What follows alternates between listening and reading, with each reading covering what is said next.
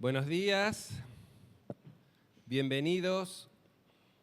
Después de 2 años, la verdad que es un gusto estar aquí, retomar las jornadas de edición universitaria en forma presencial.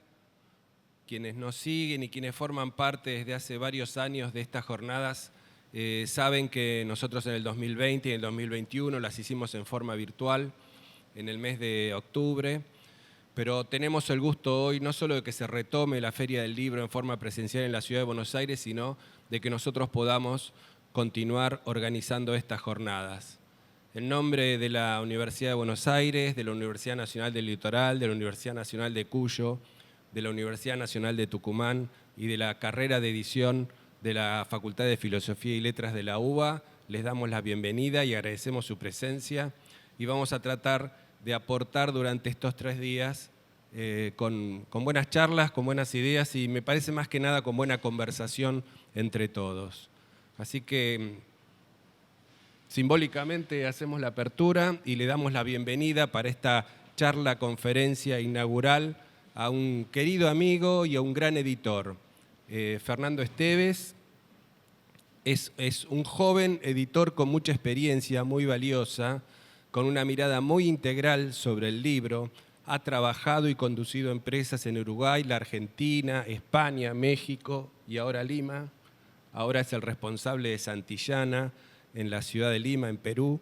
Así que creíamos que era la persona indicada para hablarnos a los editores universitarios de la Argentina y de América Latina sobre la problemática por la cual nosotros estamos atravesando, la visión hacia adelante y también que nos transmita sus experiencias y sus saberes.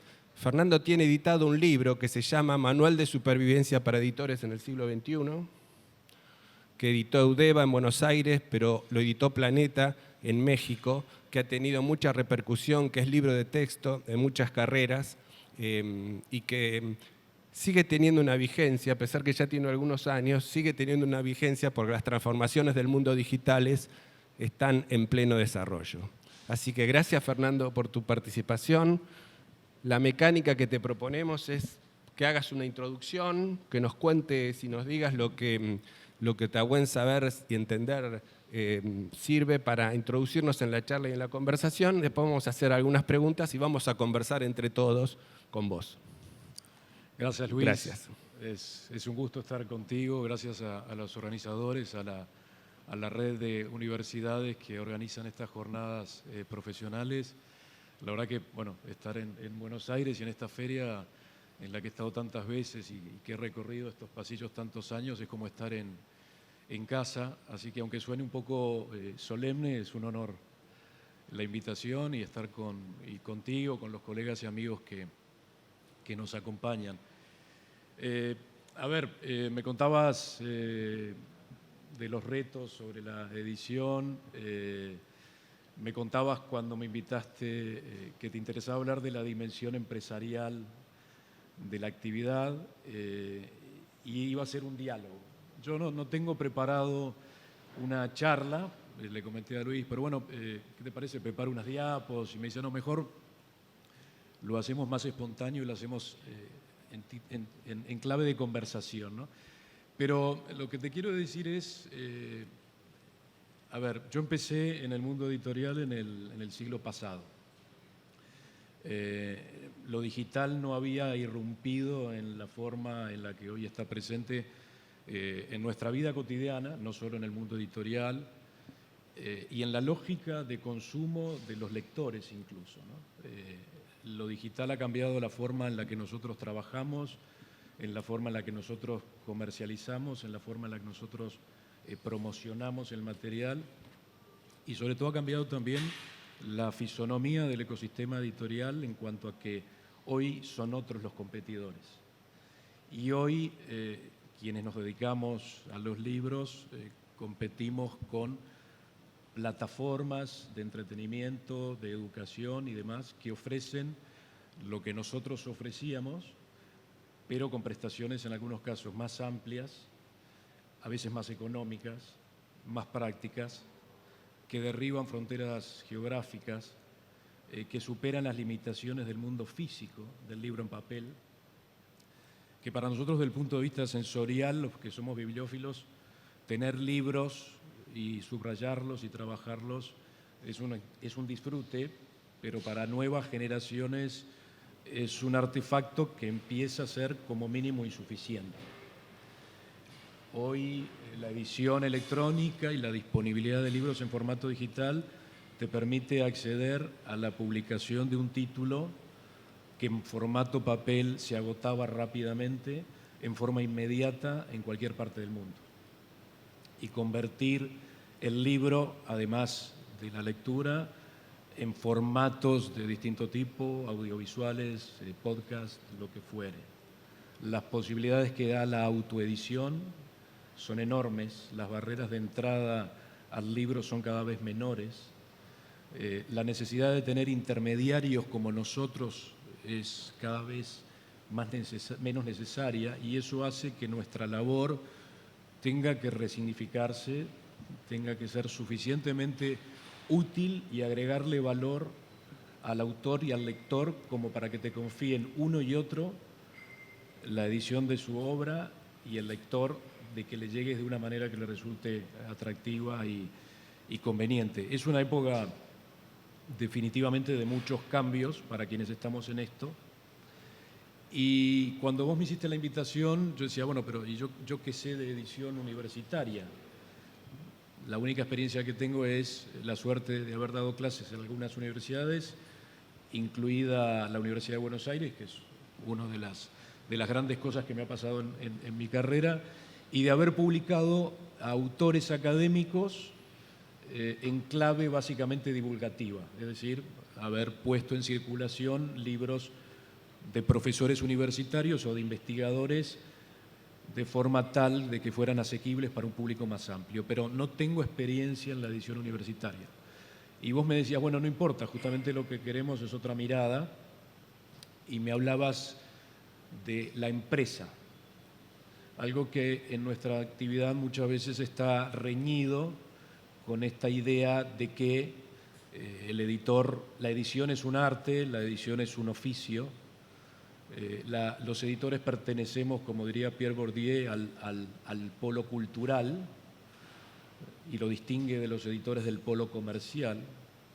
Debo decirte que para mí esa distinción me parece que es irrelevante, no es cierta, las cosas no son así, blancas o negras, sino que el mundo de la edición tiene mucho más grises. Y entonces me quedé pensando en qué significa para quien está en el mundo cultural o en el mundo educativo, como los editores universitarios, qué significaba encarar su actividad en clave empresarial. Como hacemos quienes tenemos que rendir cuentas a un accionista de lo que hacemos, tenemos que presentar un presupuesto ex ante y una cuenta de resultados ex post, en el que se mide si cumpliste con aquello que has prometido en términos económicos y financieros. Y en medio, en esa organización compleja que es una empresa, cualquiera sea, no solo cultural o educativa, no solo una editorial, sino cualquiera, que es una gran entidad de producción física y simbólica. Cuando la gente del mundo de negocios o de marketing habla de la definición de una misión o de una visión, está hablando de cuál es el sentido último por el cual hace lo que hace y qué quiere ofrecer de distinto a sus consumidores. Eudeva tiene su misión. Vos tenés claro, en función de la visión que tiene la editorial, cuáles son los libros que podés seleccionar o descartar para que sean congruentes con esa línea editorial. Pero a su vez tenés un compromiso con la Universidad de Buenos Aires y con los contribuyentes argentinos y con el Estado argentino para que esa editorial, aunque no tenga un afán de lucro directo, sea sustentable en el tiempo, sea rentable. Y esto implica una serie de procesos y procedimientos para poder cumplir con los objetivos. Por lo tanto, una gestión adecuada de los recursos, y más cuando se trata de una editorial pública o de una entidad estatal, la responsabilidad es doble, ¿sí? Porque vos no podés jugar con... Es lo mismo que la educación, ¿no?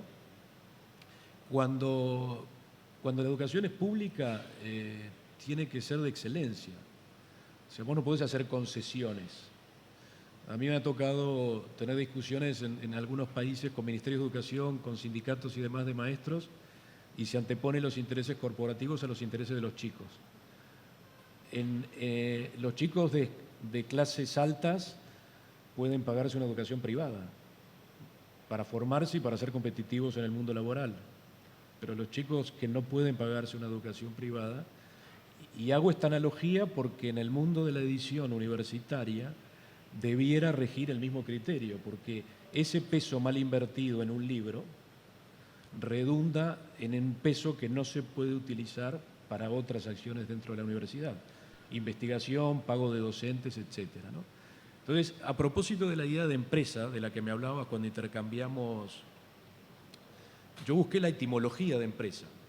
Acá Patricia, que sabe italiano, yo descubrí, pensé que era del latín, pero dice que empresa viene del italiano impresa y que es una derivación de imprendere.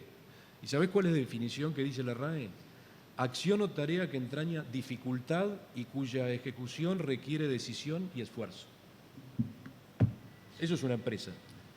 No importa que sea comercial, que tenga afán de lucro o lo que fuera. Y en el mundo en el que vivimos, en el mundo capitalista, como diría Jason Epstein, un gran editor que murió hace 3-4 meses con 90 y tantos años, en un libro que le recomiendo mucho que se llama La industria del libro, él dice, el mercado no tiene reglas morales, las cosas son como son. Claro, ahora no nos vamos a poner a discutir acá si el capitalismo es moral o inmoral porque no viene a cuento, pero es donde nos toca vivir y operar. En ese sentido, quienes estamos en el mundo de la edición, que tenemos responsabilidades con todos los actores que están en torno a nuestro oficio, al Consejo Editorial de UDEVA en este caso, o a la de las universidades que están aquí representadas, que te confían el gerenciamiento de la institución a cambio de que respetes la misión, la visión, la filosofía editorial, la línea editorial, la fuente de trabajo de las personas que trabajan allí, que le dé satisfacción a los autores que te confían los libros y sobre todo a los lectores. Digo que creo que como dice Chartier, lo cita mucho Leandro, que andaba por ahí, los autores no hacen libros, hacen textos, los editores los convierten en libros.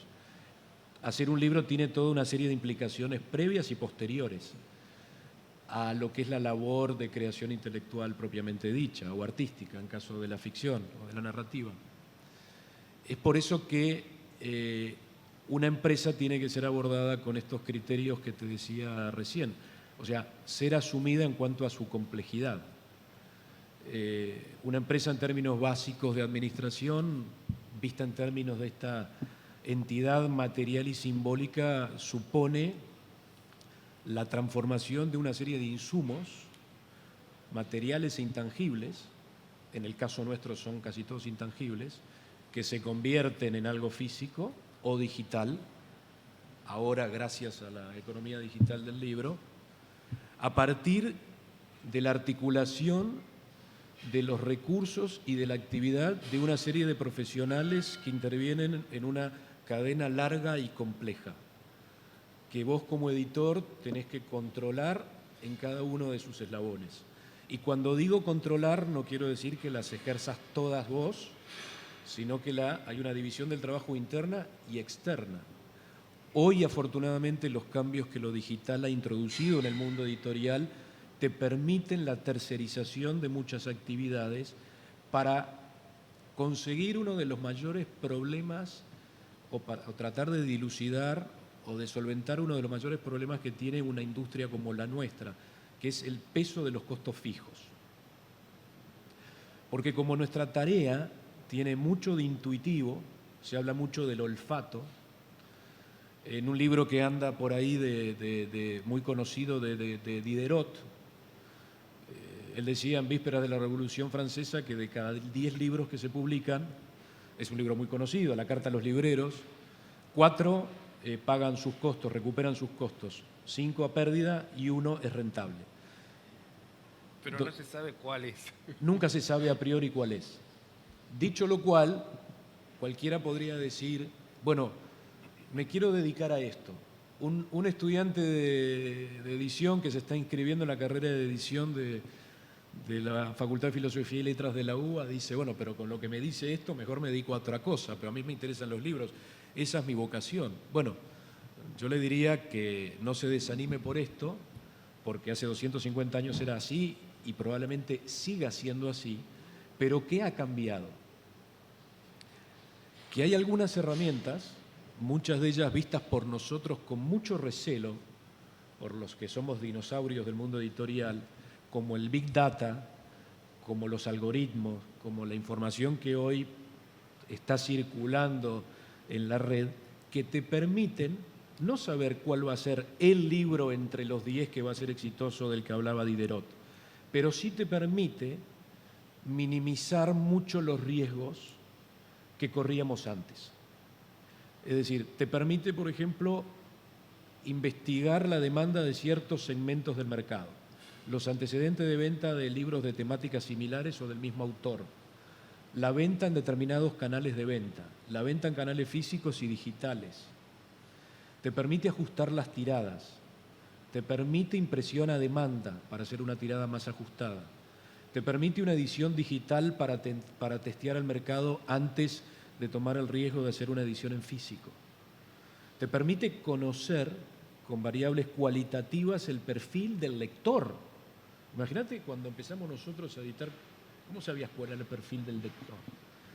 Han cambiado mucho los prescriptores. Cuando yo empecé a venir a esta feria como editor, nosotros comprábamos los suplementos literarios de Clarín, de Nación, de Página 12, leíamos Babelia del País de Madrid, etcétera, porque esperábamos que una vez por semana, en un suplemento delgadito, del lanzamiento principal que habíamos hecho de un autor que era Puesta, el crítico literario más importante de ese suplemento hiciera una reseña de ese libro. Y si eso no ocurría, las posibilidades de ventas disminuían mucho. Y el libro que estaba en primera mesa de exhibición o en vidriera en una librería, te lo devolvía el librero por las necesidades lógicas de rotación de alguien que tiene que pagar costos de alquiler muy altos y costos fijos muy importantes. Y tiene que pagarle el canon por estar ahí a los dueños del shopping.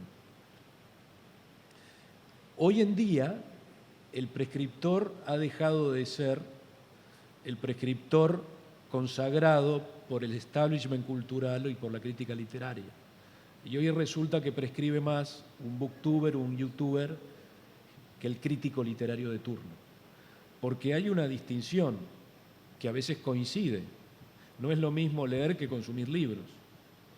Por lo tanto, la industria depende de lectores, pero también depende de compradores, que a veces no leen, que a veces regalan.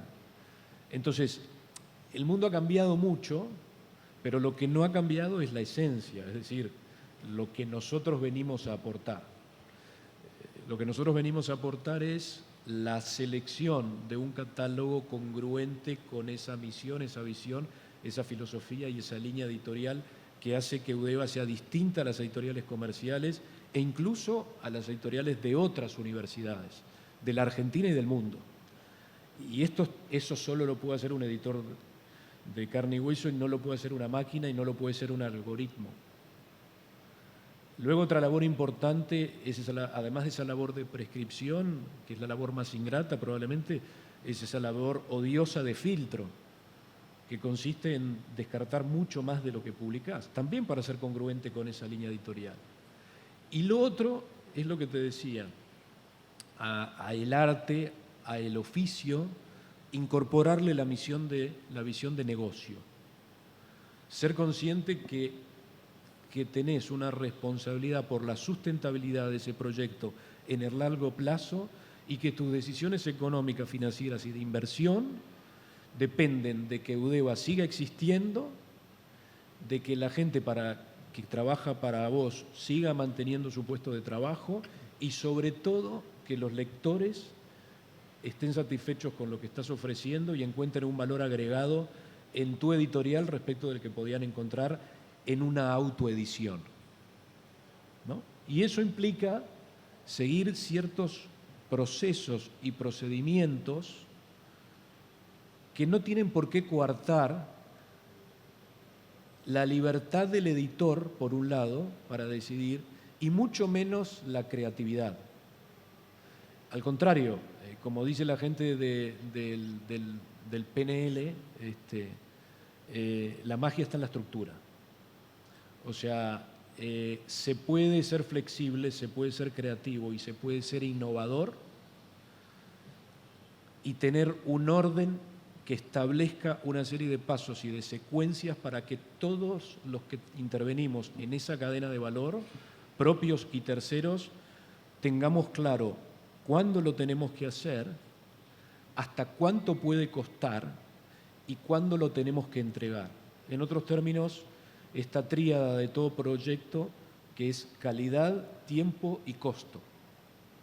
Solamente puede salir algo razonable en un proyecto cualquiera sea si hay un equilibrio entre estos tres aspectos.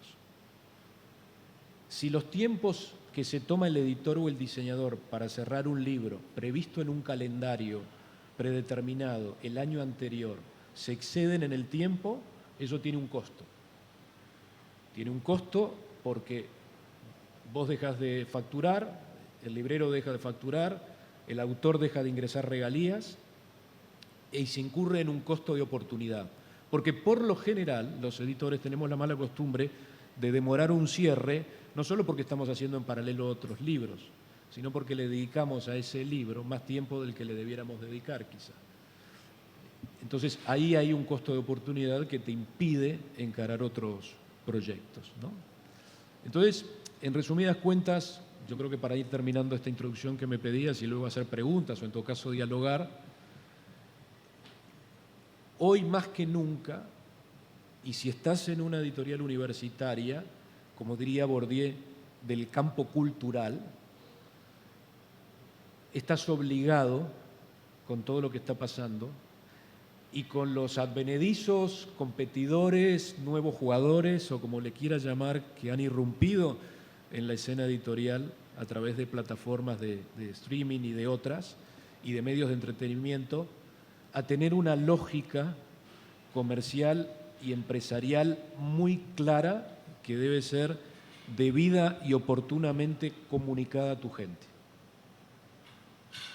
Y el establecimiento el año anterior necesariamente, y voy a decir, perdón, que obviedades, pero se tienen que sentar cada uno de los miembros del equipo, independientemente del tamaño de la empresa editorial de la que se trate, a recordar cuál es esa línea editorial, cuál es esa filosofía de la empresa para seleccionar los libros y los que van a publicar, que es el corazón de la propuesta, lo más importante de todo, indudablemente.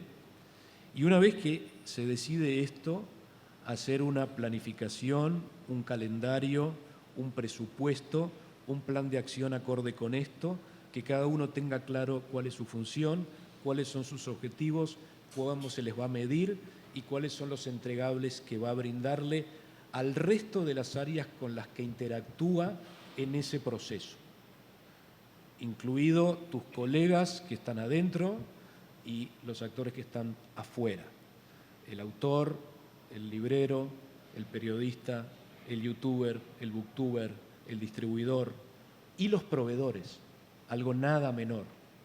Por ejemplo, los proveedores de papel, las imprentas cuando la existan, y todas las empresas que hoy en día se dedican a trabajar en la conversión digital de nuestros materiales.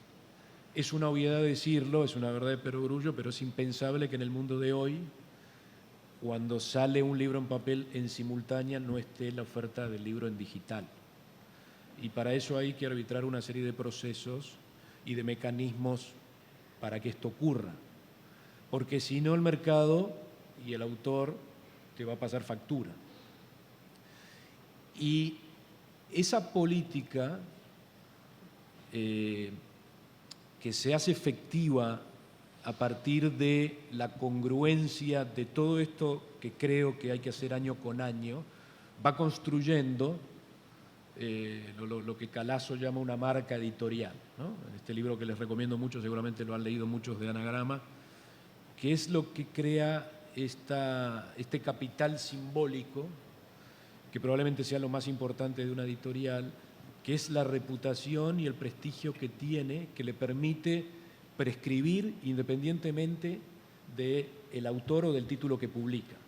Si yo leo que acá dice Udeva, ese libro merece que yo lea la contraportada, la solapa, que lo ojee, que vea el índice, y si alguien me lo recomienda, llevármelo. Eso es una garantía. Yo creo que esa es la principal responsabilidad del editor, y no tendría por qué, como diría Bourdieu, estos dos campos estar reñidos, sino que en realidad son complementarios y debieran articularse. ¿Sí?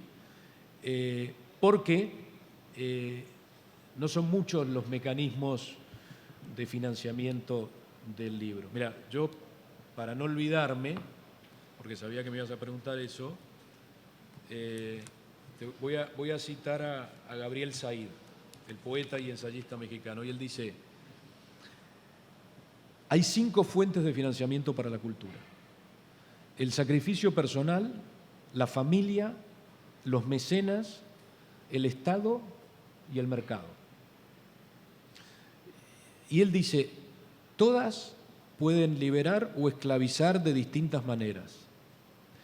Todas tienen consecuencias en la obra más allá de sus efectos financieros. Toda forma de financiar el desarrollo cultural tiene limitaciones y peligros. El financiamiento público tiene peligros para la libertad, además de los inconvenientes comunes en el gasto público. Se desperdicia fácilmente, se mediatiza políticamente, se presta a la corrupción. El financiamiento comercial tiene peligros para la calidad y se limita a lo que tiene mercado. Los mecenazgos pueden ser caprichosos y el sacrificio es de alcances limitados, además de injusto en cuanto al sacrificio es personal y el beneficio colectivo. Bueno, ¿no? No, buenísimo. Buenísimo. Eso lo dice en el libro Demasiados libros. Demasiados libros. En los demasiados libros. Que es muy recomendable de Gabriel también. Said, de editorial Anagrama, que es imprescindible. O sea, si me preguntaran 3 o 4 libros que todo un editor debiera leer, ese es uno. Y más un editor latinoamericano. Sí. Es tan buena la introducción que hiciste que me eliminaste así de un plumazo todas las preguntas que tenía pensado. Pero solo para subrayar o reafirmar. Jeff Bezos, que es el pibe que construyó la empresa más grande del mundo hoy, empezó vendiendo libros hace 18 años, 20 años, y hoy tiene la empresa más grande del mundo. Y él dice, él que es el empresario de la transformación, ¿no? Él dice que siempre en un decálogo que escribió de cómo él piensa el trabajo, cómo piensa cada uno de sus días, él dice que además de ver los procesos de transformación que hay y cómo van a ser las cosas y cómo van a cambiar, hay que prestar atención a lo que va a permanecer permanente. Vos acabás de señalar, por eso te digo que me robaste la pregunta, que el proceso de construcción del catálogo de un editor, de selección, de filtro, es una tarea que va a seguir permanente, más allá de los mecanismos de transformación que tenga la industria desde la tecnología o desde los procesos de comercialización. Y también dijiste que el proceso de comunicación, de venta, de comercialización, de distribución del libro va a seguir estando, porque si no, hay una contradicción. Digamos, los libros se hacen para que se conozcan, para difundirlos. ¿Qué otra observación sobre lo que va a permanecer permanente se te ocurre en la tarea de un editor y en este caso de una editorial universitaria? Mayoritariamente tienen financiamiento público. Mira, no, es nada técnica. Por citar a otro gran editor, Michael Korda, Editar la Vida, El entusiasmo es el motor del mundo editorial. Si cualquiera de los que estamos acá hubiésemos tenido como propósito en la vida hacer dinero, no estábamos acá. Nos dedicamos al mundo del libro porque las gratificaciones son de otro tipo. Y por lo tanto, si te enamorás de lo que haces, vas a querer que otros se enteren de eso, ¿no? Y entonces le vas a poner entusiasmo a cada una de las acciones que haces. El libro que seleccionás, el editing, el cuidado en el proceso editorial, el diseño, la selección cuando es en papel del papel, el diseño de la portada, la reseña que vas a hacer, todos y cada uno de los detalles, cómo lo vas a comunicar, a quién le vas a transmitir ese entusiasmo para que sea a su vez multiplicador de eso. Y también tenés que ponerle entusiasmo a la gestión, porque vos no podés dejar librado al azar la suerte de algo que querés. O a tus hijos vos no le das de comer, no lo vestís, no. Entonces, es entusiasmo, y eso no lo va a hacer ningún algoritmo, ninguna máquina. Vi por ahí que hay un algoritmo que estaba financiando Elon Musk, el de Tesla, ¿no? Ahora el de Twitter. Twitter y todo lo más, que no sé, seguro que lo habrán escuchado, GTP3 o algo por el estilo, que se supone que mete una cantidad de variables y escribe un libro, ¿no? Una novela. Todavía tiene serias dificultades, lo asumen que no puede sustituir al autor, lógicamente, ni lo hará nunca, pero todo eso la tecnología no lo va a poder lograr, independientemente del soporte, del artefacto, de los canales de comunicación. Lo que sí es cierto, leía el otro día un muy buen libro también de gestión editorial de Manuel Gil, en el que en una parte del libro hablaba de que en la era analógica el marketing del libro se basaba en las clásicas 4P del marketing mix, ¿no? Producto, precio, promoción, plaza, ¿no? Y ahora habla de creo que de las 4C,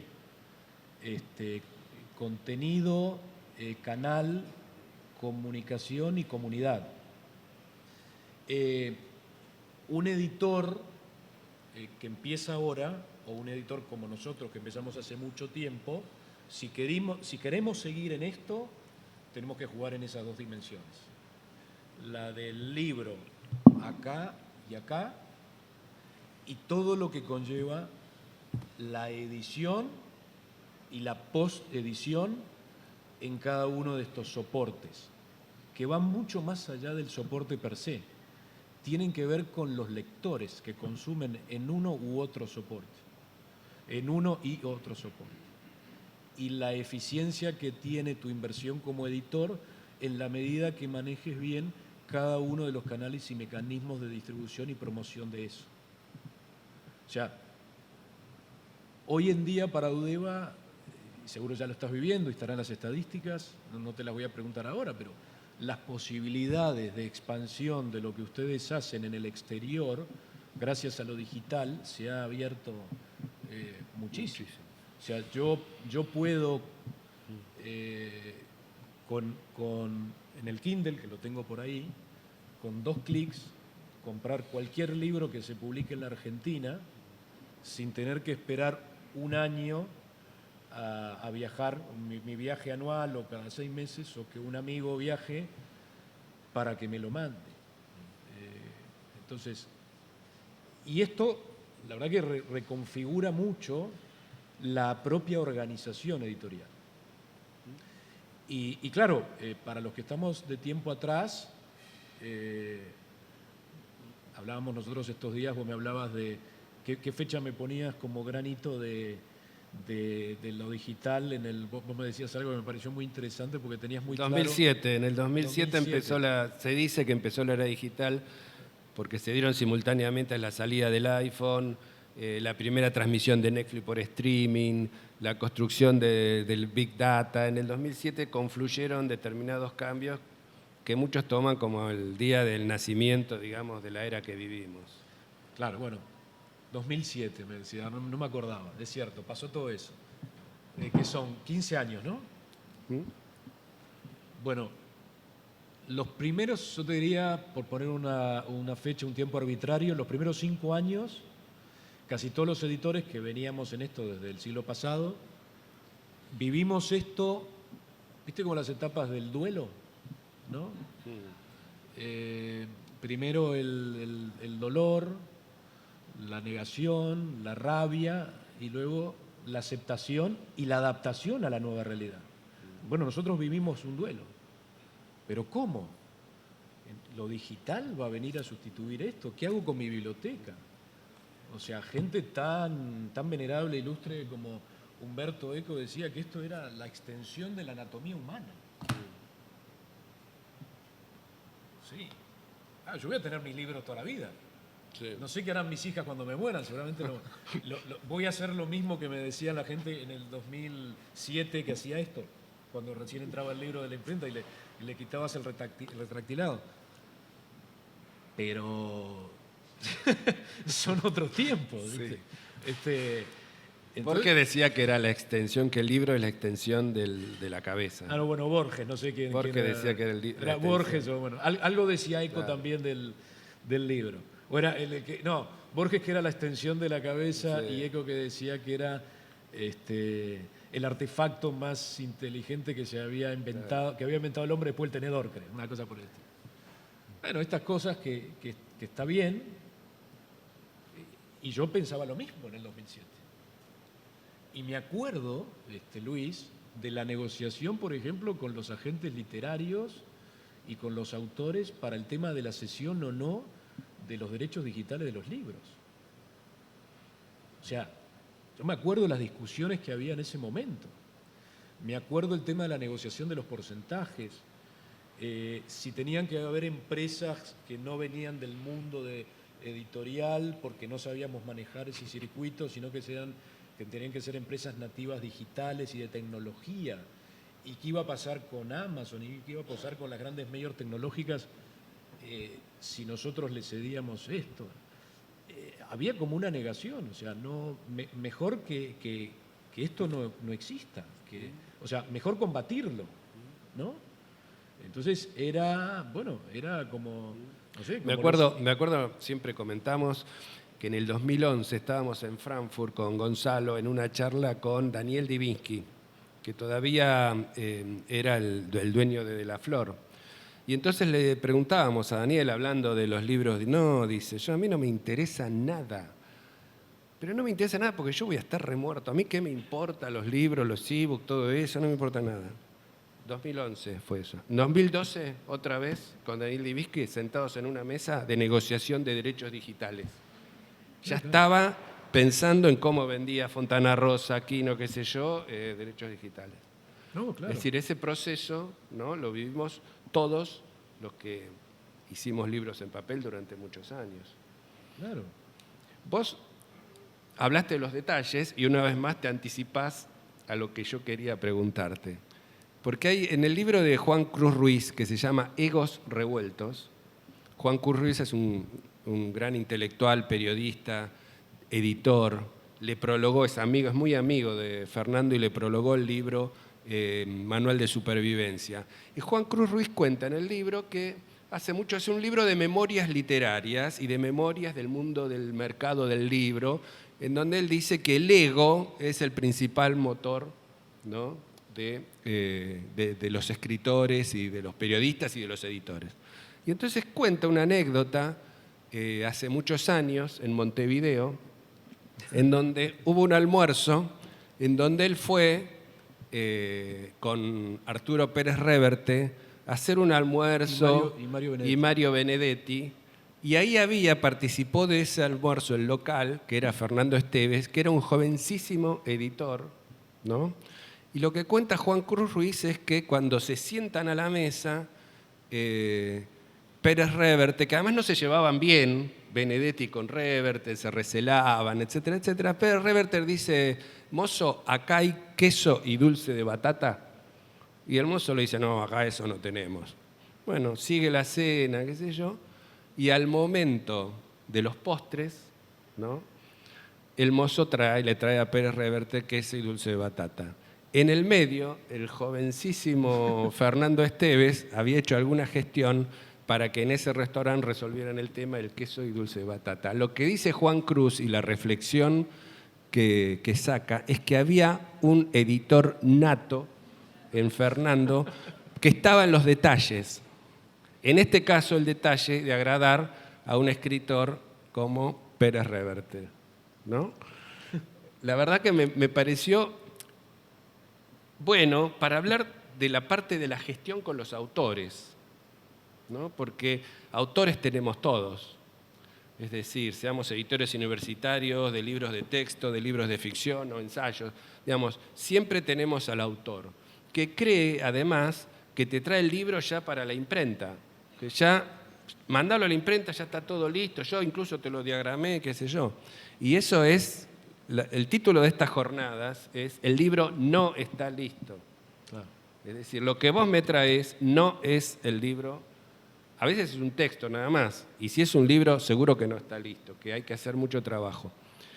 ¿Cómo has vivido la gestión? Vos has tenido autores célebres y otros que no, por supuesto.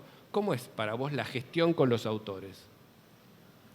Mira, bueno, yo creo que desde la anécdota que contás hasta ahora, ha pasado muchísimos años y he madurado un poco.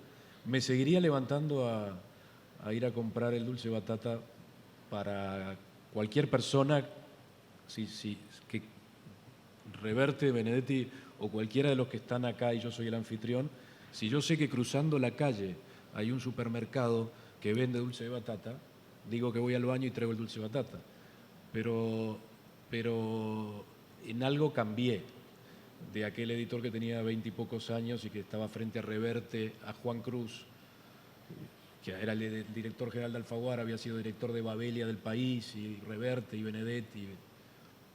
Y yo, claro, lógicamente te puedes imaginar que estaba callado, no hablaba nada y solo escuchaba, como escuchaba cuando cené con Fuentes, García Márquez y sus respectivas mujeres en México. Pero sí cambió algo en estos 30 años de editor, y es que le puedo traer el dulce de batata al autor, pero si tengo que ser implacable en decirle que hay algo en su libro que no está bien, se lo voy a decir. O sea, una cosa no va reñida con la otra, y sobre todo hay que ser muy claros con los autores, porque el autor invierte mucho en su obra, mucho tiempo, formación, ilusión y todo lo demás, pero vos como editor también invertís capital y pones en juego tu reputación, la marca editorial de la que hablábamos, la línea editorial de Eudeva. Entonces, el editor tiene que estar dispuesto a que yo convierta ese texto en un libro. Y no me importa que sea el investigador o el académico más connotado, un autor que empieza o un premio Nobel. O el rector de la universidad, el libro del rector.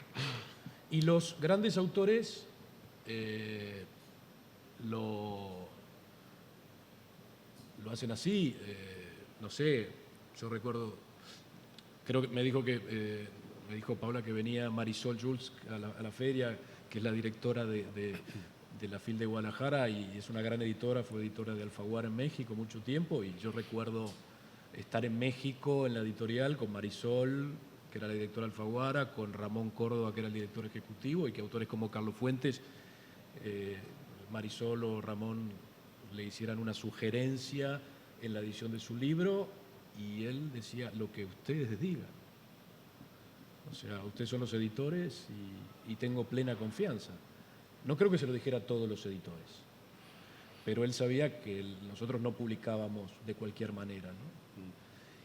Y entonces yo creo que el editor puede establecer un buen vínculo con el autor, pero no necesariamente hay que mezclar amistad o buena relación con un relacionamiento profesional. Y luego hay que pedirle al autor su implicación en la obra más allá de la escritura, cosa que para muchos autores no es fácil, porque buena parte del éxito de la obra proviene de la promoción que haga ese autor, ¿no? Cuánto se implique, ¿no? Y también la disposición justamente para que el editor explote en los distintos formatos y modalidades y canales que hoy el mundo ofrece la obra de este autor, ¿no? Entonces yo creo que te diría que lo que hay que tener es una relación en primer lugar profesional, ojalá que cordial, y la amistad es lo último, ¿no? Las relaciones entre autores y editores, esto que cuenta Juan, en egos revueltos, donde es muy evidente, bueno, es parte de la realidad en la que nos movemos, y es muy lógico, ¿no? Cada uno tiene mucho cariño por lo que hace, siente que lo que hace está muy bien, y luego que venga alguien de afuera en algo en el que uno invirtió años de investigación, de trabajo, de escritura, de corrección, años, y venga uno y en una lectura de unas cuantas horas te lo destroce, eso puede que haga que la relación no empiece en buenos términos. Por eso hay muchos autores que te hablan de la terapia del cajón. Te dicen, yo me comprometo tanto con esto que prefiero dejarlo un tiempo guardado antes de dárselo a nadie y lo vuelvo a leer una vez que tomé distancia. Claro. Entonces, la crítica del editor, o la sugerencia, si lo querés ver en términos positivos, lo voy a tomar de mejor forma. La última pregunta que te hago yo antes que empecemos a preguntarte en conjunto. Vos como te dije en la presentación, vos has trabajado en España, en Argentina, en Uruguay, en México, en Perú. Similitudes y diferencias del trabajo editorial desde lo cotidiano en cada uno de esos lugares o en general. Uy, esta es una pregunta delicada, pero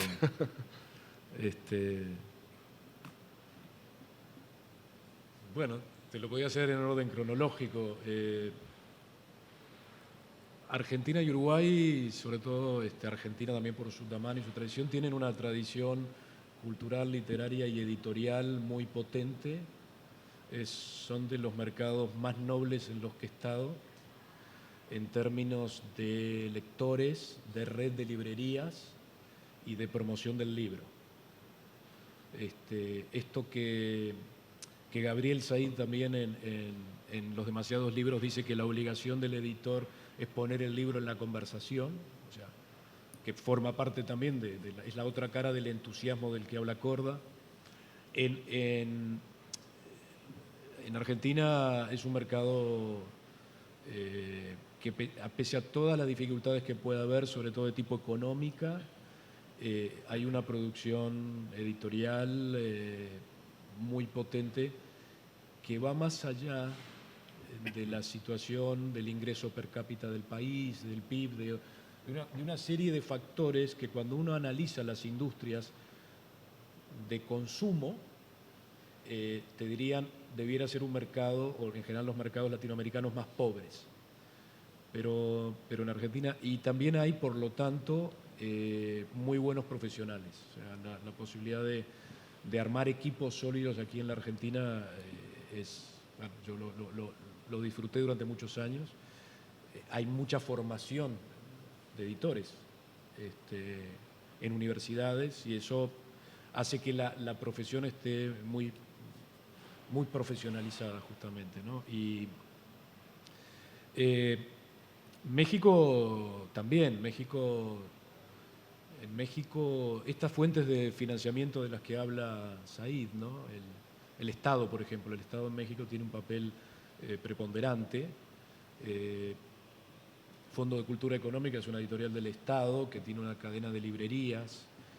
Hay un programa de compra de libros educativos, de edición propia y de compra de libros educativos para darle a los niños de escuelas de todo el país, de escuelas públicas y privadas de primaria, reciben gratis los libros del Estado, libros manuales de texto y también libros de literatura infantil juvenil. La Argentina hace programas de compra de libros periódicamente, creo que más allá de los distintos gobiernos, pero en México es recurrente, es año con año.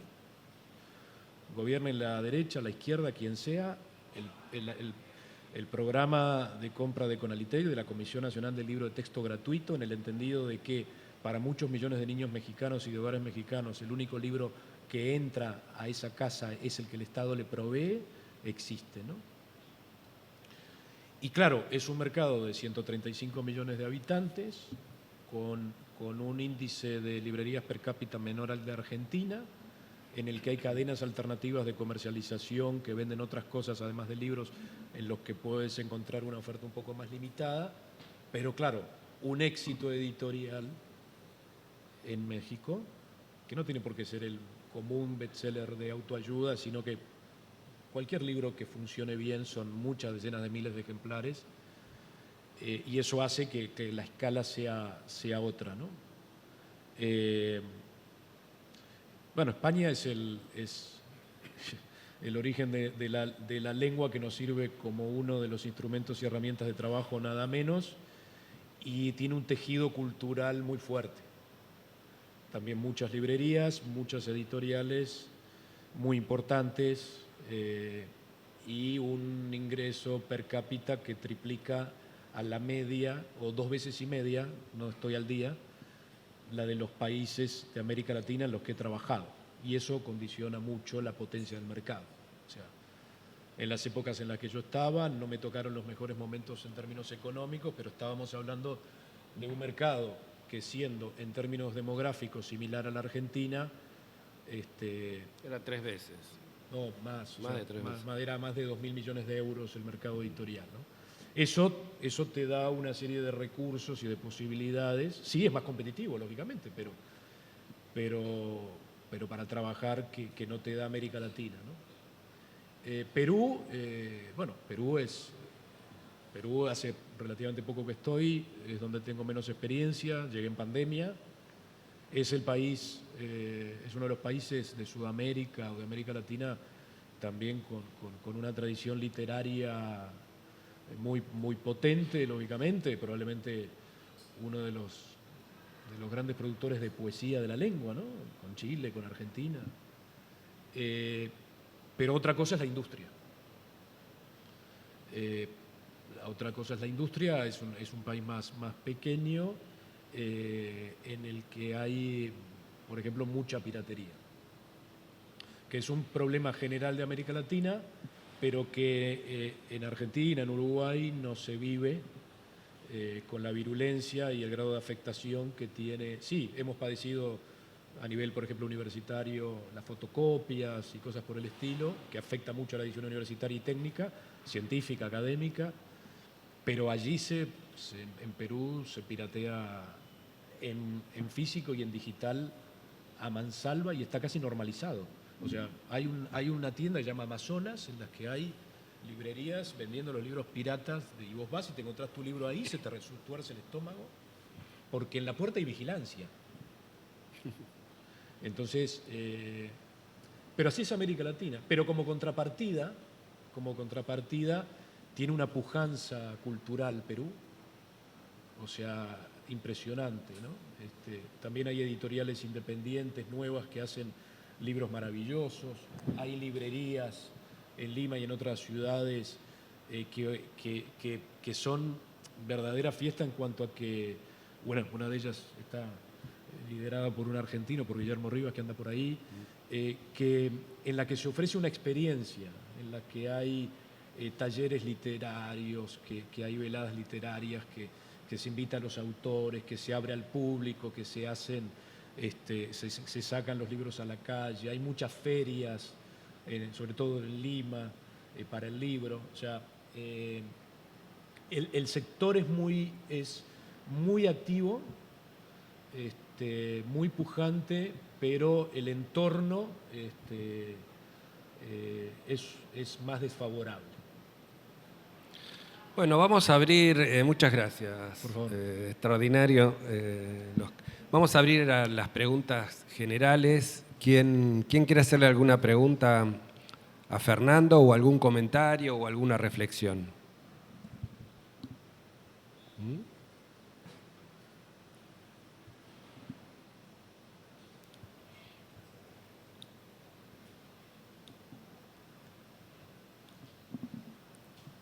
Anímense, aprovechémoslo. ¿Mm?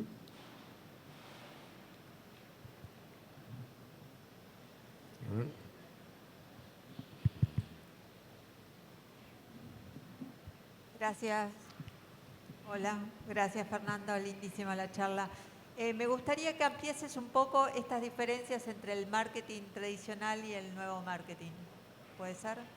Claro. Bueno, no soy un especialista en el tema. Creo que una de las labores del editor justamente es rodearse de gente que sepa, y he tenido la suerte de tener equipos de marketing con gente más joven, mucho más que yo, que está muy al día de lo que está pasando en el nuevo marketing, ¿no?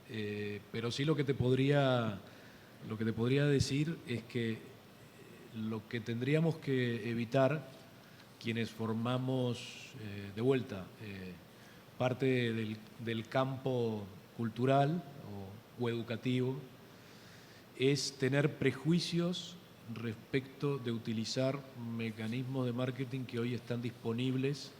O sea, partamos de la base, ¿no? O sea, es impensable que cualquier editorial, siendo incluso universitaria, y si es universitaria más, y como digo, si es del Estado la obligación de profesionalizarse y de ser competitiva mayor aún, no tenga una página web actualizada, dinámica, bien diseñada, que no tenga la posibilidad de un carrito de compra, la posibilidad de la descarga de los libros digitales, que no tenga una cuenta en Instagram, que no tenga una cuenta en Twitter, que no tenga un sitio en Facebook, etcétera, etcétera, etcétera, que no alimente o busque mecanismos a través de esas redes sociales para hacer publicidad que le permita darse a conocer a través de campañas como Google AdWords o cualquier otra de bajo costo que te permiten llegar a más gente, que te permiten que tu libro sea conocido más allá del círculo de quienes se mueven en torno a tu producción habitual,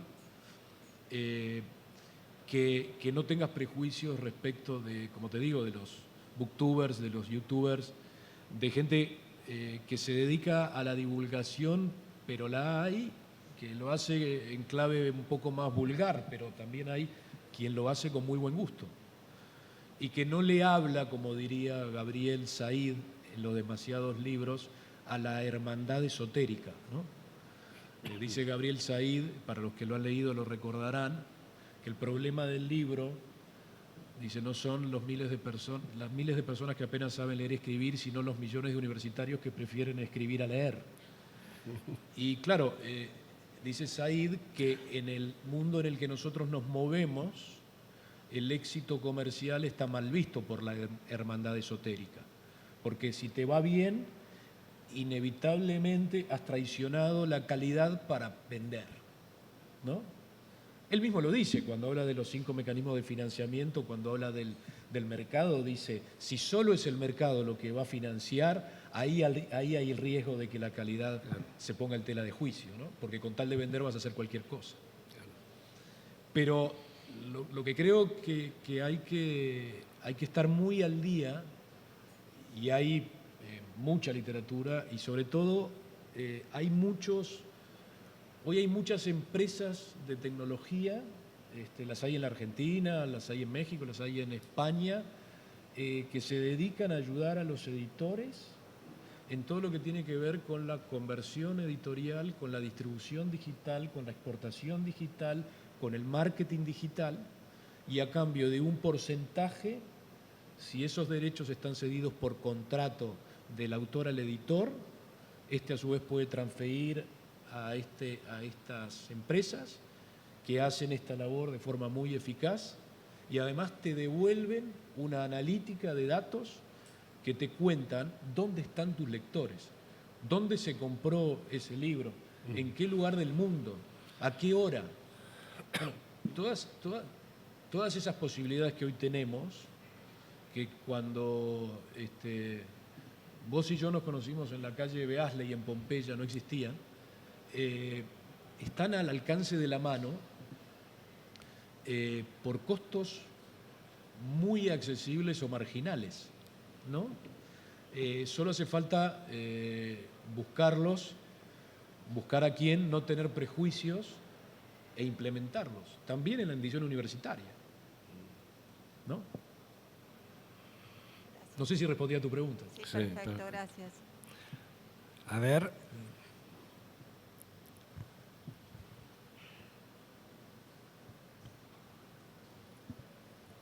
Desde la gestión editorial en un país como Perú, que contás que la piratería es más grande que en otros países en los que has trabajado, ¿qué procedimientos o qué acciones se toman para intentar contrarrestar nada, toda la- Es un tema muy, muy complejo, ¿no? Es un tema muy complejo el de la piratería en cualquiera de nuestros países, porque es un problema como casi todos los problemas sistémico, ¿no? y multifactorial. O sea, tienen que ver con cuestiones económicas, con cuestiones jurídicas, y tiene que ver con cuestiones simbólicas. El hecho de que haya o no sanción social para quien piratea, por ejemplo, ¿no? Si alguien... yo creo que nosotros no delinquimos porque exista la policía o el Poder Judicial, no delinquimos por imperativos morales, ¿no? La mayoría de nosotros, la enorme mayoría, pues si no tendríamos que tener un policía por cada uno. Si vos tenés recursos e igual pirateás un libro o bajás una película o lo que sea, y por conciencia o inconsciencia el copyright te importa 3 pepinos, va a ser muy difícil, encontrarás los mecanismos. Y si eso se hace en un entorno de mucha desigualdad, pobreza, que permite que cierta gente pueda sobrevivir haciendo eso, están dadas las condiciones para que esto se produzca. Entonces, y en la piratería, como en el crimen organizado en cualquier ámbito, existen los grandes piratas o los grandes delincuentes, y esa cadena hacia abajo en forma vertical hay alguien que se encarga de distribuir eso y se lleva migas, mientras que el de arriba, que a lo mejor es el que ha impreso decenas de miles de ejemplares, se lleva la parte del león. Y la persona que está en una esquina, o el inmigrante que no tiene cómo sobrevivir y pone un nylon en la puerta de un supermercado y te ofrece películas y discos. Le vas caminando y te dice: ah, jefe, tengo las últimas del Oscar. ¿No? Y eso pasa con el cine, con la música y con los libros. O sea, entonces, claro, uno lo denuncia a las entidades fiscalizadoras de esto, pero te cierran una página en la que está toda tu oferta digital gratuita por el equivalente a $2, y se abren como hongos otras 10. Y claro, es una impotencia brutal, ¿no? Y entonces, claro, es un tema muy complejo, ¿no? Es un tema muy, muy, muy complejo, propio de las inequidades y las desigualdades de nuestros países. Es decir, yo te digo que veo la piratería y se me revuelve el estómago, y aunque parezca contradictorio, aunque no lo justifico, lo entiendo. No sé si te respondía. ¿Alguna pregunta más?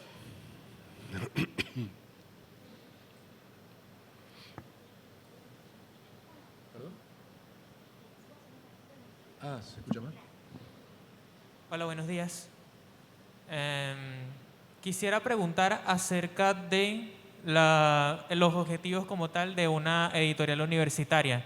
Veo que surgen generalmente para satisfacer una demanda interna hacia los propios universitarios. ¿No consideraría más óptimo expandirse hasta el punto de cubrir educación primaria y secundaria, tal vez en una posible reforma educativa? Uy, me parece que esa pregunta Luis está en mejores condiciones de responderla que yo. Gracias. Sí. Perdón, pero no... El objetivo de las editoriales universitarias es promover los temas, proveer de textos a los propios estudiantes, promocionar los trabajos, las investigaciones, que hacen los docentes de esa universidad. De todas maneras, las editoriales universitarias tienen una discusión de origen, que es si son pensadas como un organismo interno de publicaciones de esa universidad o si son pensadas, diseñadas y construidas como un nexo entre la universidad y la sociedad en su conjunto. En ese caso, que es el caso de muchas editoriales universitarias en la Argentina, en ese caso hay responsabilidades también en el ámbito educativo en general y en el ámbito de divulgación. Eudeva, por ejemplo, tiene una colección de libros infantiles. Y entonces, ¿por qué vamos a hacer libros infantiles? Bueno, porque nosotros entendemos, y está en nuestro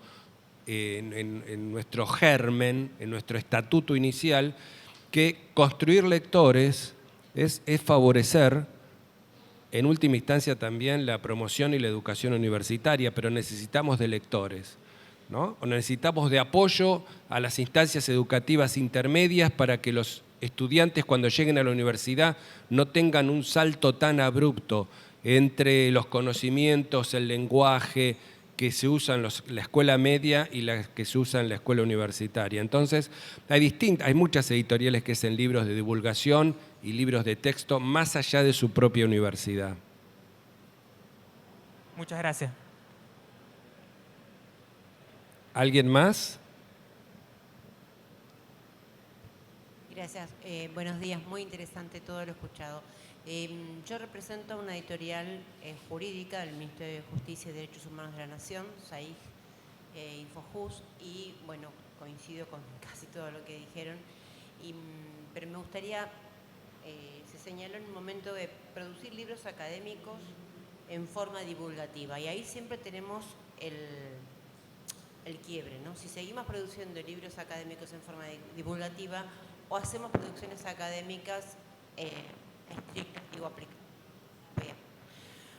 ¿Para qué? Para que estas regulaciones periódicas internacionalmente, en un primer momento todos tienden a querer eso, pero al momento de aplicarla, volvemos a la rigidez y a la amabilidad del editor, ¿no? Es decir, tenemos que conciliar con el autor que en principio quería algo que apuntara a un campo y finalmente terminamos teniendo que hacer publicaciones académicas de divulgación. ¿Cómo nos sugeriría poder incentivar a la publicación académica más allá de la divulgación? O sea, que coexistan, pero ser más, no sé, más motivadores de publicaciones académicas, por ejemplo, que en el ámbito jurídico no son tan presentes en el mercado argentino. Y finalmente sí son necesarias para calificar internacionalmente a los autores para sus trayectorias. Claro. O sea, no sé si entendí bien, ¿cómo estimular la producción? ¿Cómo estimular producción académica? Gracias. La producción académica. Bueno, ahí creo que también, perdón, pero... Sí, no. Sí, a cualquiera de los dos, o sea... A Luis, sí. Mejor. Sí, la producción académica está muy, muy estimulada, a mi juicio. Al menos si uno mira los registros del ICBN que hay en la Argentina, son muchos. Es muy alta la participación del libro académico en el total de las publicaciones que se registran cada año en la Argentina. A lo mejor lo que tiene el libro académico, más que el incentivo para escribirse, son los canales de distribución y de visibilidad para que todo el mundo pueda saber que esos libros existen. A lo mejor es ese más el problema. Bueno, todas las editoriales que estamos acá hacemos libros académicos y en algunos casos, esto ya lo digo en términos personales, demasiado académicos, demasiado para nichitos, porque yo creo que la edición académica es una edición de nicho, como cualquier sector, pero no hay que caer en el nichito, ¿viste? En el libro que es tan especializado que tiene, ¿viste? 80 lectores en el mundo, ¿viste? Entonces, creo que hay también un tema de equilibrios que queda muy claro de lo que ha dicho Fernando hoy. Hay un tema de equilibrios y de medias, ¿no? Bueno, ¿hasta dónde? Una tesis, ¿hasta dónde vale la pena transformar la tesis en libros? Este tema realmente es para una cantidad X de lectores que lo justifique, porque siempre hay que recordar que un libro que se hace es otro que no se hace. Porque como la sábana es corta y los recursos son limitados, cuando vos estás eligiendo hacer este libro, estás al mismo tiempo diciendo que hay otros que no vas a hacer. Entonces, yo por ahí pondría más el énfasis en ese tipo de libro técnico, ya sea jurídico, de ciencias exactas o de lo que sea, más que nada en el foco en la distribución, en los canales mediante el cual esos libros van a tener los lectores necesarios. Yo, Luis, respondería algo sin conocer de la edición académica, pero haría una analogía con mi historia como editor de libros de interés general, para responder a lo que preguntabas de cómo estimular la producción académica. Una parte importante de los libros que yo he publicado en los 30 años que llevo en esto han venido, digámoslo, en forma espontánea. Te lo ofrece un autor, un agente literario, uno lo lee, publica o no lo publica. Y otra parte muy amplia son libros, ponerlo entre comillas, por encargo. O sea, yo he encargado libros. Digo, estás atento a lo que pasa en el mundo, a la actualidad, ves la prensa, vas a las librerías y decís, haría falta un libro sobre esto. ¿Y quién es el autor en la Argentina que podría, o autora que podría escribir sobre esto? Irugas, y le pedís el libro. Y entusiasmás, de vuelta al entusiasmo de Corda, y entusiasmás al autor o autora para hacer ese libro. Y le pagás un anticipo a cuenta de regalías para financiar el tiempo que va a invertir en la escritura de ese libro. Tomás un riesgo en el anticipo, luego en la publicación de ese libro. Claro, pero vos antes hiciste un ejercicio, antes de hablar con el autor, de apelar o a una investigación de mercado profesional o intuitiva sobre cuántos lectores tendría esa obra, ¿sí? O te guías por el olfato, crees que va a funcionar, o por una tercera dimensión de la que no hablamos y que parecerá contradictoria al tema de que una empresa sea viable económicamente, y es simplemente porque sabés que ese libro en el corto plazo no va a ser negocio, pero querés darte el lujo de publicar un libro que abona a la marca editorial. Entonces, la historia de la literatura está llena de ejemplos de autores que ni siquiera en vida vieron que su libro fuera un éxito y algún editor apostó por ese libro. Entonces, si vos crees como especialista en el mundo jurídico que hay un tema o autor o autora que podrían casar, estimulado por vos, para ponerse a escribir, tendrías que buscar quién y decirle, mira, me parece que en materia de derecho penal, no sé, estoy diciendo cualquier cosa, o hablemos de algo más cercano a lo nuestro, derechos autorales y edición digital. No sé, ¿qué pasa ahora con la legislación argentina? No está al día, no está dando respuesta a lo que está pasando en este tema. Hay un mercado. ¿Por qué no escribí sobre esto? Y bueno, y tu labor como editor es justamente estimular, darle herramientas y ojalá recursos a alguien para que invierta parte de su tiempo en hacer un libro que vos le pediste. O sea, todos los que estamos acá hemos encargado un montón de libros. Y, de vuelta, el axioma de Diderot, 9 No. o 4 no, y 5... Fernando, estamos muy pasados de tiempo, pero, Sí, no, perdón. pero quiero hacerte una última y muy breve pregunta. ¿Qué estás leyendo? De todo. 25 libros de muy distintas características sobre arriba de la mesa. Ahora estoy releyendo, porque mi mujer me regaló de Navidad, en la librería de Guillermo en Lima, los de Stefan Zweig, que me vuelve loco en materia de literatura. Acabo de leer una novela de John Williams que se llama Stoner, que también me recomendó Guillermo. hace poco. Bueno, siempre libros sobre el oficio. Y bueno, básicamente eso. Gracias, Fernando. Muchas gracias.